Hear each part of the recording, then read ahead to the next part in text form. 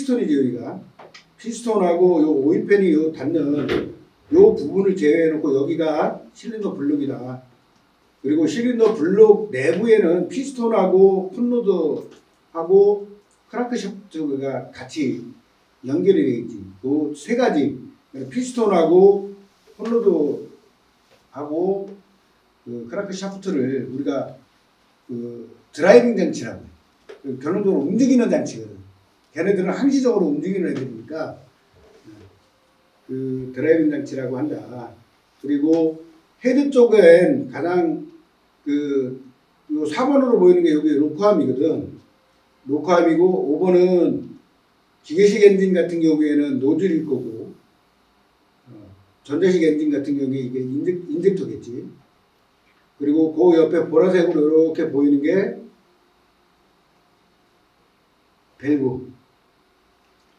그리고 그 옆에 요 색깔로 보이는 거 얘가 푸시로드. 푸시로드는 요 안에 원형으로 이렇게 보이는 거 있잖아. 요거 얘가 캠샤프트거든. 캠샤프트는 스노우브가 있기 때문에 얘가 똑같지가 않다라고 했잖아. 달걀처럼 이렇게 한쪽이 볼록 올라가 있다라고 했잖아. 회전을 하면서 그 볼락 올라온 부분이 요 부분이 탑펫이라고 하는데 요 탑펫 부분을 위로 올리겠지. 올리면 푸시로드가 탑펫이 올라가니까 푸시로드가 올라가면서 배기 밸브를 열든 후크 밸브를 열든 닫고 열고를 그 장치에서 한다. 이렇게 이해되는 하면 될 거고. 요거는 뭐 전자식 엔진 기준이기는 하지만 그 고압 펌프도 뭐 달라붙어 있을 거고 뭐 기계식 엔진 같은 경우에는 인젝션 펌프가 붙어 있을 것이고 그리고 그 인젝션 펌프나 고압 펌프에서 그 인젝터나 노즐로 보내주기 위해서 전자식 엔진은 중간에 커먼넬이라는 그 어큐뮬레이터 통이 그 장착이 될 거고 어큐뮬레이터를 통해서 각 인젝터로 연료 파이프를 통해서 이제 인젝터로 공급이 되겠지. 단 기계식 엔진은 인젝션 펌프에서 다이렉트로 노즐로 간다. 연료 이송이 그렇게 이해를 좀 해주면 될 것 같고 윤활 장치로 보면 어쨌든 가장 중요한 게 엔진이 아무리 돌아도 엔진이 쩔어붙거나 소차게 되면 안 되겠지. 그래서 항상 엔진은 항상 냉각을 시켜줘야 되고 기계들이 드라이빙 시스템이 계속 움직이기 때문에 소차기가 발생할 수 있기 때문에 윤활을 시켜줘야 된다. 냉각 장치로는 그 기본적으로 우리가 물을 쓰잖아. 물을 써서 냉각을 시켜주는데 실제 그 연수실의 온도가 몇 도일 때가 가장 좋으냐? 그러니까 기간 전체를 놓고 보면 한 8도 정도 수준, 그 정도 수준에서 열효율이 가장 좋다라고 얘기해요.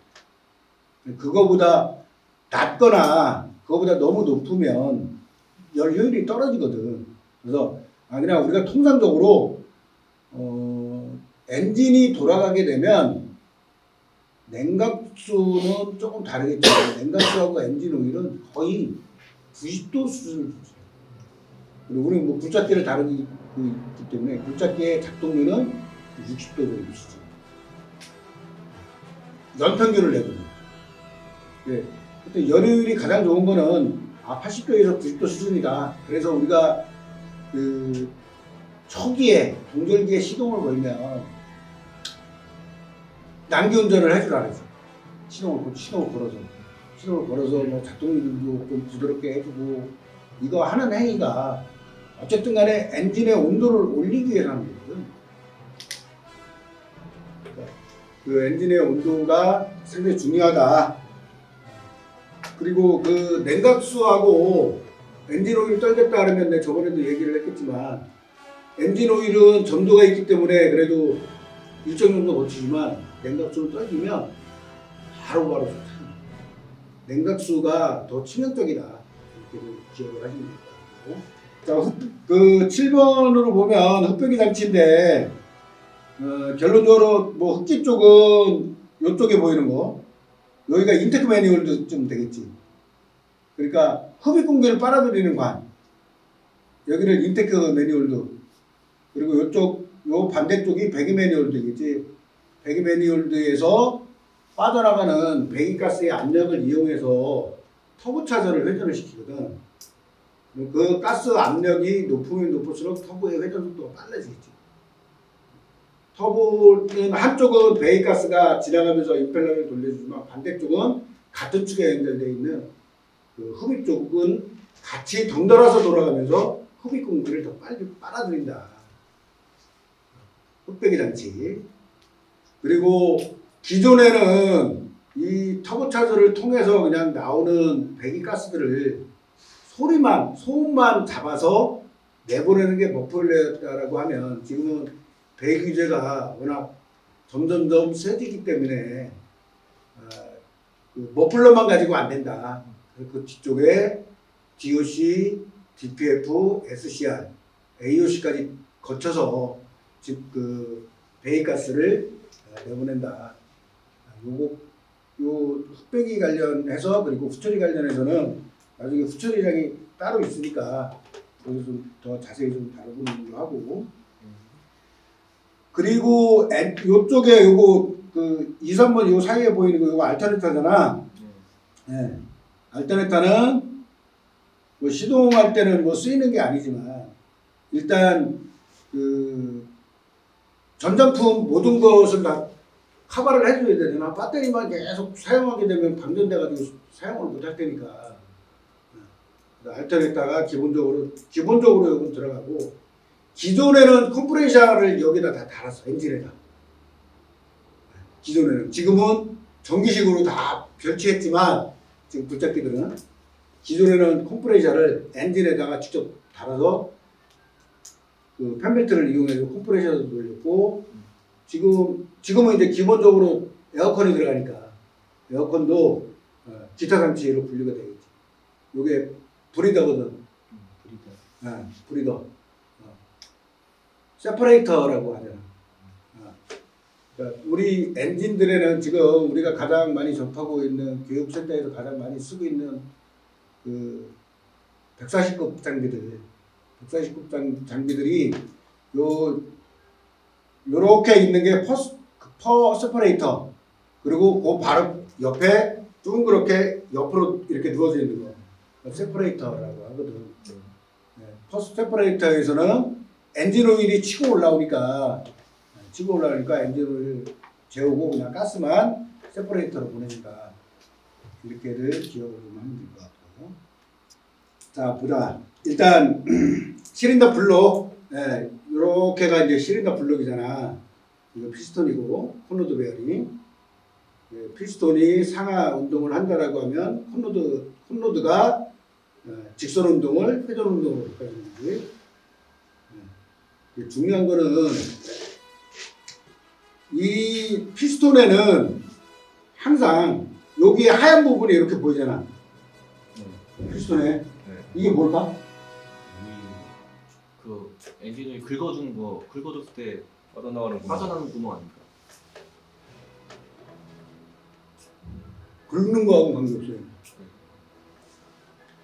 얘는 오일 통로야 그냥. 여기 스프레이 노즐 있잖아. 여기 스프레이 노즐은 이게 엔진 오일이 막 펌핑 돼가지고 그 쿨러를 거쳐가지고 필터를 거쳐가지고 제일 처음 그 연결되는 데가 스프레이 노즐이거든. 이 스프레이 노즐이 실제는 계속 얘는 압력이 밑에 보면 개변 압력이 2.2바잖아. 2.2바만 넘으면 얘는 계속 항시적으로 쏴. 밑에서 위로 밑에서 위로 쏴. 그러면 얘가 피스톤으로 들어가는 거야. 피스톤 내부로 들어가서 내부에 냉각을 시켜줘. 얘는 냉각 목적이야. 스프레이 노즐은 윤활의 목적도 있겠지만 가장 큰 거는 냉각이거든.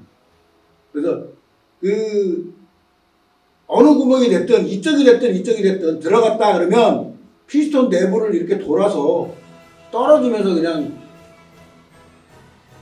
저기로 떨어지는 거야. 오일팬으로. 그래서 얘는 구멍이 뚫려져 있는 게 의미 없이 뭐 이쁘라고 뚫어놓은 게 아니야. 아, 이게 오일이 순환하는 통로로구나. 이렇게 이해를 해야 돼. 그래서 그 다음 장에 내가 해놨을 거야. 만약에 스프레이 노즐을 설치했을 때하고 설치를 안 했을 때하고 온도, 피스톤이 받고 있는 열이 최고 온도가 설치 안 했을 때 279도, 거의 280도야. 근데 설치를 했을 때는 거의 한 40도가 떨어져. 그지? 스프레이 노즐이 항시적으로 오일을 분사를 시켜서 냉각을 시켜줘야 소탁이 안 나. 그래서 우리가 피스톤은 어느 엔진이든 피스톤은 방향이 있어. 전면을 항상 바라봐야 되는 그 마크를 찍어놔. 요 위에 헤드부에 보면 숫자가 써 있든지 이쪽에 써 있든지 뭐 이쪽에 써 있든지 숫자가 써 있는 부분은 항상 오일팬 라디에이터 붙는 쪽 그쪽을 쳐다봐요. 그쪽을 쳐다보지 않으면 이쪽에 스프레이 노즐이 쏴주는 얘는 움직이는 게 아니거든. 고정이거든. 근데 피스톤을 만약에 뒤집어 꼈다. 그러면 이 구멍으로 오일이 안 들어가는 거야. 그러니까 이 구멍이 정확하게 스프레이 구멍하고 이쪽으로 올라가는 구멍이 정확하게 일치를 시켜줘야 된다. 피스톤은 이렇게 보면 그냥 대충 보면 이렇게 껴도 되고 뭐 뒤집어 껴도 되고 이럴 것 같지만 절대 아니다. 자, 피스톤을 보면 링이 세 개가 있어. 그러니까 탑링, 세컨링, 밑에 뭐 서드링 안에 오일링. 그래서 요 밑에 오일링에는 코일이 같이 들어가 있어. 동그랗게 코일을 감아놓는. 코일을 감아놓는 게 그 내부에 항상 오일을 머금고 있어. 엔진 오일이 계속 머금고 있고 얘가 엔진 오일이 그 링에 보면 중간중간에 이렇게 구멍이 이렇게 뚫려져 있을 거야. 그쪽을 통해 가지고 계속 오일이 들락날락 하라는 얘기. 그래야지 엔진 오일이 그 제일 중요한 역할이 뭐냐면 밀봉 효과를 가져가잖아. 윤활 효과를 가져가. 가장 두 가지가 가장 중요한 거거든. 이 오일링이 그 하는 자기의 일이 제일 중요한 게 두 가지야.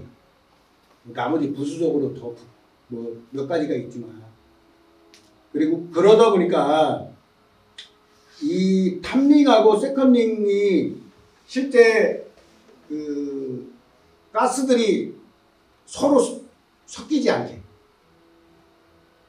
그리고 그 어차피 흡입됐을 때 공기를 흡입해 가지고 압축을 시킬 때 엄청난 압력이 발생하는 거예요. 한 200kg 정도 그럴 텐데. 그러면 그 가스들이 이 벽을 타고 내려오면 힘을 못 쓰니까 탑링하고 세컨링이 그 압축 압력을 잡아준다. 그래서 많이 쓰게 되게 되면 엔진을 많이 쓰게 되면 링도 마모가 될 거고 요 까맣게 이렇게 돼 있는 부분이 요게 라이너인데 라이너 부분이 많이 닳겠지. 그러면 압축 압력이 센다. 많이 쓰게 되면 힘이 떨어집니다 라고 하는 거는 이 탑링하고 세컨링 그리고 라이너가 계속 완공 운동을 하다 보니까 힘이 벌어져서 그쪽으로 압축가스가 샌다. 그래서 우리가 이제 앞으로는 그 툴까지 다 할 거거든 내가 교육을. 툴에 보면 압축 압력을 실제 측정을 할 수가 있어. 툴 가지고. 압축 압력이 새 나가는지 안 새 나가는지 그거를 확인할 수 있는 기능도 어느 엔진이고 다 있어. 우리 회사 엔진도 그렇고 스카니아 거도 그렇고 필수도 그렇고 우리가 썼던 엔진들은 툴에 보면 압축 압력 확인할 수 있는 그 기능이 있다. 자, 그리고 요 세 개의 그 피스톤 링이 들어가는데 얘는 이렇게 벌어져 있어 한쪽이. 그래야지 조립이 가능할 거잖아. 그래서 이렇게 벌어져 있는데 요 벌어져 있는 이 부분이 위아래가 바뀌면 안 돼. 그래서 항상 윗부분에는 TOP라고 마크를 찍어놨거나 Y로 마크를 찍어놔. 그러면 항상 그 마킹되어 있는 부분이 피스톤 이 상단 부분을 상단 부분으로 와야 된다. 실제 올라갈 때하고 피스톤이 올라갈 때하고 내려갈 때하고 피스톤 이 홈이 이렇게 생겼다라고 하면 링이 이렇게 들어가는 거잖아, 그지? 어? 약간 이렇게 나와 있겠지. 그러면 올라갈 때는 얘가 어떻게 돼? 그대로 있는 게 아니야. 올라갈 때는 이렇게 돼. 이렇게 자빠질 수밖에 없더라. 이렇게 올라가니까 피스톤 올라가. 내려올 때 반대로 내려오죠. 그지? 그러니까 위아래가 바뀌면 돼. 그게 우리가 볼 때는 평면처럼 보이지만 실제 평면이 아니거든. 그리고 요 열린 부분, 이 열린 부분이 한 방향으로 가면 안 돼. 그래서 어차피 피스톤에 들어가는 링은 3개이기 때문에 각각의 요 열린 홈 부분이 120도씩 가게 조립할 때. 120도씩. 그리고 360도잖아. 항상 같이 만나면 안 된다. 왜? 같이 만나면 압축 압력이 그 통로를 통해서 빠져나갈 수도 있으니까.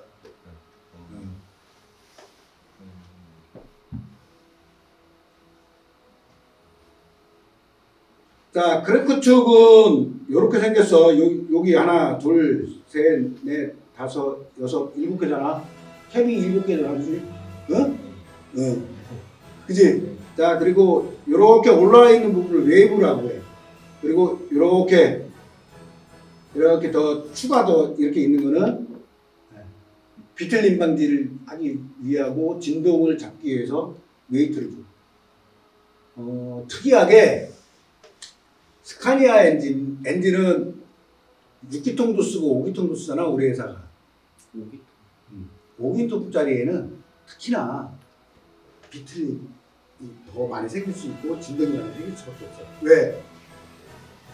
6기통 같은 경우에는 서로 두 개가 쌍을 이뤄가지고 왔다 갔다 하잖아. 근데 걔는 그게 아니잖아. 그리고 피스톤의 그 각도도 다 다를 수밖에 없잖아. 5개 기통. 그래서 그 특이하게 스카니아 엔진 같은 경우에는 별도로 여기에다가 기아를 이렇게 하나 만들어서 밑에다가 웨이트를 다시 하나 더 달아. 근데 뭐 6기통이나 4기통들은 그렇게 뭐 추가적으로 추가 웨이트를 달지는 않지. 진동을 잡아주기 위해서 스카니아 6기통짜리는 그렇게도 하더라. 자, 6기통의 점화 순서는 15362사야. 이 숫자대로 1번이 터지고 나서 5번, 3번, 6번, 2번, 4번 이 순서. 점화 순서. 폭발하는 순서. 이게 뭐 우수식이냐 뭐 자수식이냐 이런 따지는데 따지지 말고 우리가 접하는 엔진들은 다 15362사로 씁니다. 그리고 4기통짜리는 1번 다음에 3번, 3번 다음에 4번, 4번 다음에 2번. 그래서 폭발 순서가 134이다. 요거는 기억하고 다녀. 15362사 134. 폭발 순서. 자, 봅시다. 그 실린더 헤드 쪽에 와 보면 기본적으로 밸브가 있을 거고, 밸브 스프링, 그리고 여기 로커암이 있고, 로커암 요 위에도 조종 스크류가 있어. 그리고 로커암하고 연결된 푸시로드가 있고, 푸시로드를 안고 있는 리프터라고 하지만 타펫이라 해, 타펫. 그 타펫을 구동시켜주는 게 캠축이겠지. 근데 기본적으로 우리가 밸브 간격을 주잖아.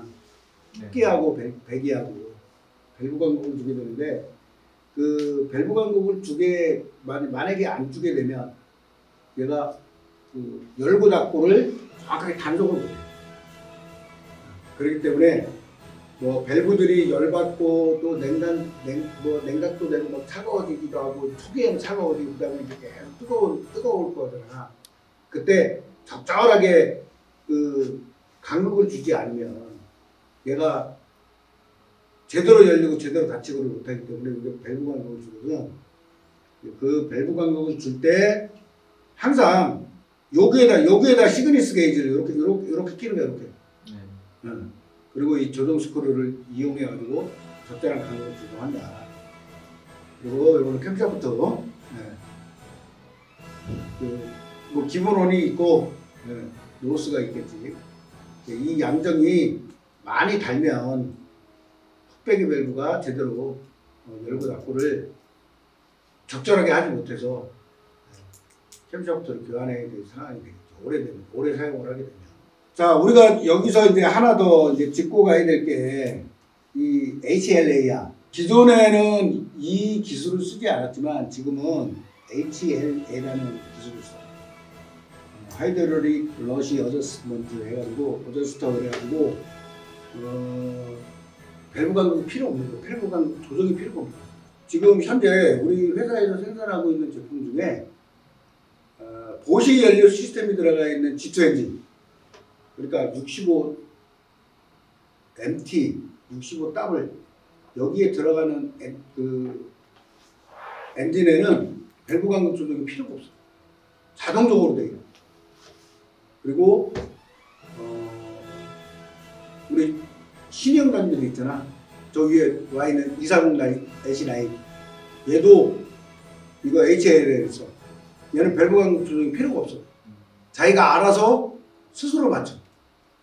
그래서 요 HLA는 그 앞으로 계속 그 확대가 될 거예요. 거의 요즘은 밸브 간격 조정 하는 차들이 없거든. 자동차도 마찬가지. 여기는 보면 요게 그 HLA를 실제 모양이 이렇게 생겼어. 이렇게 생겼는데 요 윗부분에 오일이 꽉 차 있어. 꽉 차 있고 여기는 쉽게 얘기하면 진동 구멍이야.